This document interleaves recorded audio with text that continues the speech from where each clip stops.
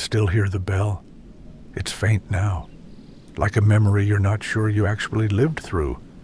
But when the nights are cold and the air has that thin edge of October in it, the sound finds me again. One long toll, then silence. I've never told anyone what really happened at St. Adelaide's. Not my wife, not my kids, not the priests who tried to get me to talk about forgiveness. Some things don't get washed away. They cling like the dust that never leaves your hands. It was Halloween night, 1976, 49 years ago now. We were 17 then. Me, Ricky, Paul, and the twins, Dean and Danny. 5 small-town idiots from Coal Hollow, Pennsylvania, with nothing better to do than find trouble. The idea had been Paul's, of course. He'd just gotten his brother's old Camaro and wanted to take it ghost hunting. He'd read something in the local paper about the old St. Adelaide's Church, way out on the ridge above the Susquehanna, where the priest had supposedly hanged himself from the bell rope in 1952. The parish had been abandoned ever since. By the time we reached the gravel road leading up to it, the sun was gone, and the fog had come in from the river. The car's headlights carved pale tunnels through the mist, and the trees along the ridge looked like thin black ribs poking through the fog. None of us said much after the pavement ended. The radio had died a few miles back, and the air felt too still to fill with jokes. The church appeared all at once, a hulking, roof-caved silhouette with a half-collapsed steeple leaning like a broken neck. Its windows were just empty sockets, and the door hung on one hinge, creaking when the wind breathed. Behind it, the old cemetery sloped down toward the tree line, grave markers jutting up like rotting teeth. We parked the Camaro at the edge of the lot, headlights cutting across the cracked stone steps. "Looks like a pile of shit," Ricky said, trying to sound braver than he looked. His breath fogged in the beam. Paul grinned, teeth flashing in the dark. "That's the point. Come on, let's go meet Father Hangman." We grabbed flashlights, a couple of beers, and a cheap Polaroid camera Dean had borrowed from his sister. The fog swallowed the sound of our footsteps as we crossed the broken walkway. The door gave way easily when Paul shoved it, the hinges letting out a long, metallic groan that echoed through the hollow nave. Inside, it smelled like mildew and wet plaster. Pews were overturned, hymnals swollen with water damage, and the stained glass windows were nothing but jagged outlines, their colored shards scattered across the floor. The altar at the far end was split, the crucifix above it hanging crooked by one nail. "Christ," Dean muttered, "this place should have been torn down." "Wouldn't be much fun if it was," Paul said. We fanned out, flashlights cutting across the gloom. The walls were pocked with black patches of mold, and somewhere above, something small, maybe a bat, fluttered against the rafters. That was when Danny found the rope. It hung near the rear of the nave, a thick, frayed length of bell cord dangling through a narrow shaft from the belfry above. It was stiff with age, the fibers gray and brittle. "Guess this is it," he said. "The one the priest used." Ricky snorted. "Bullshit. Probably a rumor, only one way to find out," Paul said, grinning. "Somebody pull it." We all stared at him. "Hell no," Dean said. "You don't mess with that." "Come on," Paul pressed. "Let's see if the damn bell still works." He grabbed the rope before anyone could stop him. It didn't move easily. He had to brace a boot against the wall and yank. The rope creaked, dust raining down from the shaft. Then it loosened suddenly, and he gave it one full, hard pull. The sound that followed wasn't what I expected. It wasn't a clear bell toll. It was a dull, choking clang like metal underwater. It echoed through the rafters, then faded into something else. A groan. At first, I thought it was just the bell's echo twisting, but then I heard it again, low and drawn out, like a voice carried from the loft above. Dean's flashlight jittered upward. What the hell was that? Something shuffled in the darkness above us. Dust fell like snow. The air went heavy, thick with that coppery smell of old blood. Paul laughed nervously. Probably a bird or something. But the rope moved again, this time on its own. The end coiled like a snake, the fibers tightening. I swear I saw it flex. "Okay, joke's over," Danny said. "You rigged this." But Paul was backing away, shaking his head. "I didn't." The sound came again, louder now, a strangled, wet gasp that wasn't quite human. Then the rope jerked violently, slapping against the wall. Dean screamed. His flashlight beam caught something moving in the belfry, a shape swaying from the shadows, the outline of legs kicking just once, before hanging still. I froze. My breath stopped in my throat. "Jesus Christ," Ricky whispered. "Is that—" The thing dropped. It didn't fall all the way. The rope snapped taut just above the floor, the figure hanging head down, twisting slowly. The beam caught its face, and I wish it hadn't. Its skin was paper white, eyes black and bulging, tongue swollen and gray. The collar of a priest's cassock hung loose around its neck, the knot of the rope sunk deep into flesh that should have long since rotted. But the body looked fresh, wet. It turned toward us. That's when the lights went out. Every flashlight died at once. The dark swallowed us whole, and the only sound was the creak of the rope as it began to spin faster. I heard someone sob, maybe Dean, maybe me, and then the air filled with whispering, not one voice, dozens, hundreds, 1,000 prayers overlapping and unraveling all at once. "Deliver us from evil, deliver us from evil." The words came from everywhere, the walls, the pews, the floor beneath our feet. I stumbled backward, slamming into something wooden. My hand brushed across the pulpit and came back slick. I shined my dead flashlight at it instinctively. Nothing but darkness, but I could smell the blood. The whispers grew louder, faster, until they became a roar. Then something slammed into me, cold, solid, human. Hands grabbed my shoulders. I felt fingernails dig into my skin. I screamed and swung, connecting with nothing. "Run!" I heard Ricky shout. We bolted for the door. I tripped over a pew, hit the floor hard, and scrambled on all fours until my hand found open air. The night hit me like a slap. The fog thicker, colder, the car's headlights dim through the haze. The others were already there, piling into the Camaro, shouting over one another. Paul gunned the engine before I even shut the door. We tore down the dirt road, gravel spraying behind us. No one spoke for a long time. When we finally looked back, the church was gone behind the fog.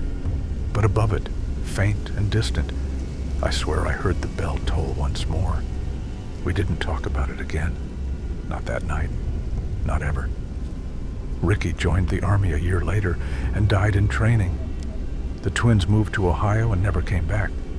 Paul, he disappeared in '79. They said he ran off, but I know better. I went back once, in 1989. Couldn't stop thinking about it. I found the Ridge Road easily, but the church wasn't there anymore. Just the foundation, half swallowed by weeds and stones. But lying in the grass was a single, frayed length of rope, gray and stiff. When I picked it up, something in the wind shifted, and faintly, from somewhere beneath the earth, I heard the bell again. It's been nearly 50 years, and I still hear it sometimes. When the nights get cold and still, when the fog rolls down from the river, I think it's waiting for me.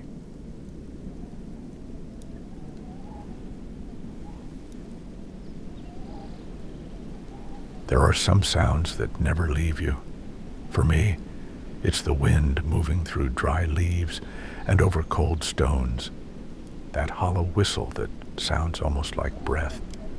Whenever I hear it, I'm back there again, back in that graveyard on Halloween night, 1997. I was 19 then, a college sophomore home for the weekend in Northumberland County. My friends and I thought we were untouchable. 5 kids killing time between small-town boredom and the first brush of adulthood. There was me, Derek, my best friend since kindergarten, his girlfriend Lisa, and the twins, Mike and Shane Heller, who worked nights at the gas station off Route 11. We'd spent the evening drinking flat beer behind the old high school and talking about ghost stories. You know, stupid small-town legends. The lady in white, the vanished hitchhiker, the phantom train down by the river. But it was Lisa who mentioned St. Heller's Cemetery. "You know what they say about it," she said, eyes gleaming in the glow of a cigarette. "At midnight, the graves breathe." Mike chuckled. "That's our family plot, genius. My uncle's buried there." "That doesn't make it less haunted," she shot back. I wish she hadn't said it. I wish I'd laughed it off. Instead, I said, "Let's go see if it's true." St. Heller's sat at the edge of the Susquehanna, a forgotten patch of ground fenced in by rusted iron and dead vines. It hadn't been an active cemetery in decades. Half the stones had sunk or cracked, the names long erased by rain. The church that once stood beside it had burned down sometime in the 60s, leaving only a blackened foundation and a crooked iron cross. We got there around 11:30. The moon was a thin sickle hiding behind clouds, and the air had that cold, metallic bite that comes right before frost. We parked Derek's old Chevy by the access road and cut through the weeds, flashlights dancing ahead of us. The gate creaked when we pushed it open. Beyond it, the headstones rose out of the ground like crooked teeth, each one casting long, skeletal shadows. "Welcome to the family," Mike joked. "Try not to step on anyone." Lisa swatted his arm. "You guys are such children." But her voice was trembling a little. I noticed that even then. We wandered among the graves, laughing too loud, pretending not to be nervous. Shane kicked over an old votive candle, glass shattering on stone. I found a grave marked Hester, 1879 to 1912, and ran my fingers across the worn letters. The stone felt strangely warm, like something living pulsed just beneath it. The air was too still. No crickets, no wind, just the sound of our breathing. "All right," Derek said. "It's close enough to midnight. Let's see if they breathe." He sat down cross-legged between 2 stones, grinning. The rest of us followed, forming a loose circle. Mike checked his watch. 11:57. The seconds dragged. I could hear my heart pounding. Somewhere in the distance a dog barked, then abruptly cut off. "Almost," Lisa whispered. When the watch clicked to 12, everything changed. The air shifted. A faint tremor passed through the ground. Subtle at first, then stronger. It was like the earth exhaled beneath us. Dead leaves lifted and swirled in slow, spiraling motion. My flashlight flickered, and when it came back on, I saw frost forming along the grass. Then came the sound. It started as a low moan, rising up from the soil. 100 voices murmuring at once. It wasn't wind. It wasn't the shifting of dirt. It was language, not English, not anything I'd ever heard. Lisa screamed. Derek jumped to his feet, stumbling backward. The twins laughed, but it wasn't the sound of guys laughing at a prank. It was nervous, high, wrong. Then Mike froze mid-laugh. His flashlight beam wavered across the grave beside him, and we all saw it, the dirt moving. Slowly, deliberately, the soil sank inward, like something beneath was drawing breath. Shane muttered, "Oh, Jesus Christ," and started backing up.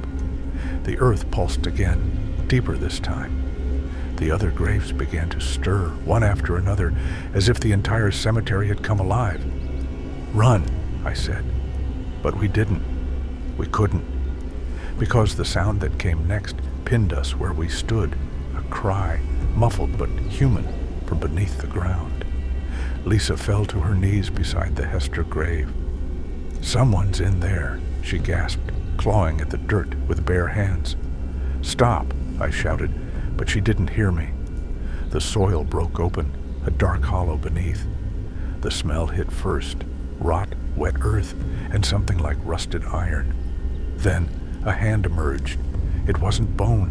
It wasn't decayed. It was pale and wet, fingers too long, nails cracked and blackened. It grabbed Lisa's wrist and pulled. She screamed, a shriek so sharp it seemed to slice the night open. Derek lunged for her, but the ground beneath them gave way. Both of them went down, dirt collapsing in a wave of dust and roots. Shane grabbed my arm. "We gotta go." Mike was already running for the gate, but before I could move, I saw something rise from the hollow, a shape pulling itself free from the soil. Its face was slick with mud, eyes open wide and luminous like those of a drowned man. It looked at me, right at me, and whispered a single word: "Stay." I didn't. We ran, crashing through the weeds and thorns, the gate slamming shut behind us with a clang that still echoes in my bones.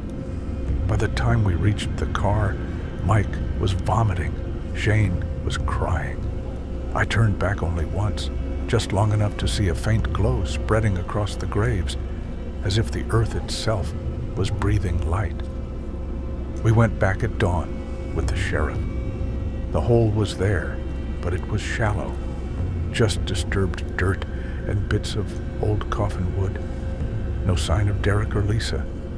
The sheriff said they must have fallen into a sinkhole and been washed away toward the river. "Happens more than you'd think," he said, though I could tell by his face he didn't believe it. They never found the bodies. Shane hung himself 2 years later. Mike moved away, changed his name, never came back. I stayed. I don't know why. Maybe because I can't leave whatever followed me that night. Every Halloween since, I've gone back to St. Helers. The church is gone now, the gate rusted shut. But I stand outside the fence and wait for midnight. And without fail, when the clock hits 12, the air grows still and the graves begin to breathe again. Sometimes I think I hear them calling my name. Sometimes, in the reflection of my flashlight, I see a pale hand reaching up from the soil, waiting for me to keep my promise, to stay.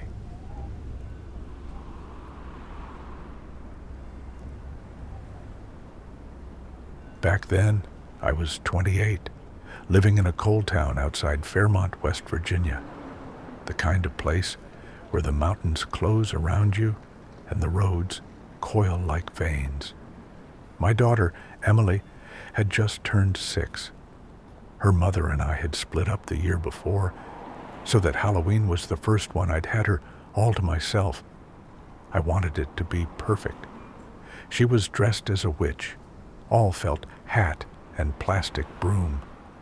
We'd carved our pumpkin that morning, crooked grin, one missing tooth. And by dusk, she was already buzzing from the cider and the excitement. The air smelled of coal smoke and wet leaves. The moon was full, hanging low over the ridge like a watchful eye. We started on Main Street, hitting the row of old company houses where the porch light still burned. Kids in bedsheets and rubber masks darted past, laughter echoing off the hills. For a while, it felt like every Halloween I remembered.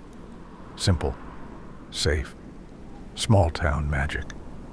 Around 8, most of the lights went dark. Folks around here shut down early once the candy ran out. Emily tugged my hand. "Let's go to the old part," she said, meaning the row of houses near the abandoned mine road. I hesitated. That stretch was half empty, just a handful of occupied homes, the rest collapsing into weeds and briars. But her eyes were bright beneath that floppy hat, and I didn't have the heart to say no. We crossed the tracks and followed the cracked pavement until the streetlights thinned out. The wind picked up, carrying the smell of iron and creosote. There were no other trick-or-treaters here, no cars, just the crunch of our shoes on gravel. That's when I saw it. Far down the road, past the curve where the woods thickened, a light moved between the trees, a warm yellow flicker like a lantern. It swayed back and forth, steady and deliberate, as if someone were walking with it. Emily saw it too. "Daddy, someone's still up there." I wanted to turn back, but before I could, she was already skipping ahead, calling out, "Trick or treat," into the night. I hurried after her, my flashlight beam bouncing over wet leaves and the crumbling edge of asphalt. As we rounded the bend, the woods swallowed the last of the light from town. The only glow came from that lantern, if that's what it was, about 50 yards ahead. It moved deeper into the trees, as though whoever carried it wanted us to follow. "Wait, Em," I said, "we should go back." "Maybe it's just a hunter." She looked up at me. "Hunters don't use lanterns, Daddy." She was right. Around here they used headlamps or trucks, not something out of the last century. Still, I told myself it was harmless. Maybe an old-timer checking his traps. We stepped off the road and into the woods. The ground was soft with moss and leaves, the air colder by 10 degrees. The light bobbed through the trees, always just far enough to keep us chasing it. Then, all at once, it stopped. We entered a small clearing ringed with sycamores. In the middle stood a figure. He, or it, held the lantern in one hand, its glass blackened with soot. His clothes were dark, too ragged to make out, and his face, well, there wasn't one. Just the outline of a head beneath a broad-brimmed hat. "Hello?" I called, forcing my voice to stay steady. We didn't mean to trespass. He tilted the lantern toward us. The light brightened, revealing more than I wanted to see. The man's coat hung in tatters, soaked down the front. Not with water, something darker. His hat brim dripped, and where his face should have been, there was a hollow blackness that pulsed like an open wound. Emily screamed. The lantern went out. Everything vanished. Him, the light, the clearing. I grabbed Emily and turned in circles, but the darkness was so complete I couldn't even see my own hand. Then came the whispering, dozens of voices layered over one another, rising from the ground itself.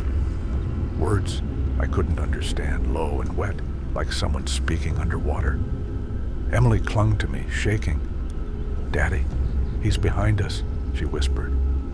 I felt it then, a breath on the back of my neck, cold and metallic, carrying the smell of coal dust and rot.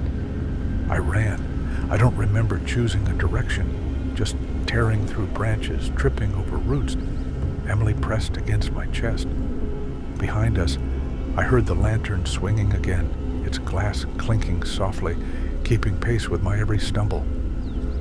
When we finally broke through the trees, the road lay empty under the moonlight. The air was still. The light was gone. I ran the whole way back to town, not stopping, until we reached the glow of the diner's sign. My arms were shaking so hard, I nearly dropped her. The sheriff said we must have spooked ourselves. Some local with a kerosene lamp, maybe. But when they searched the woods the next day, they found nothing except an old shaft vent from the collapsed mine. The ground there had caved in decades earlier, killing 3 men who'd been trapped below.